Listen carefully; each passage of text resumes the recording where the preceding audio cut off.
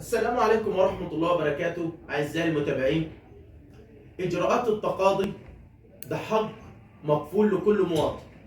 من حقك تشتكي، من حقك تباشر قضيتك، من حقك تطعن بالتزوير، ولكن أنا بقول لك في قصة الطعن بالتزوير أسهل حاجة بتعملها حاليا تبقى أنت ماضي على الإيصال أو الشيك ومتأكد 100% وبتطعن بالتزوير.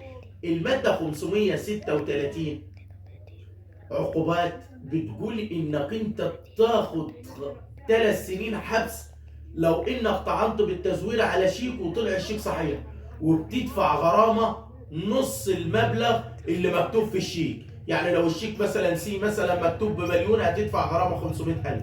فالنهاردة قبل ما تستخدم حقك استخدمه صح، وتأكد من معلومتك وبشرها صح، وتأكد ان التوقيع ده مش توقيعك قبل ما تطعن بالتزوير. انتظروني في فيديو جديد ومعلومة جديدة.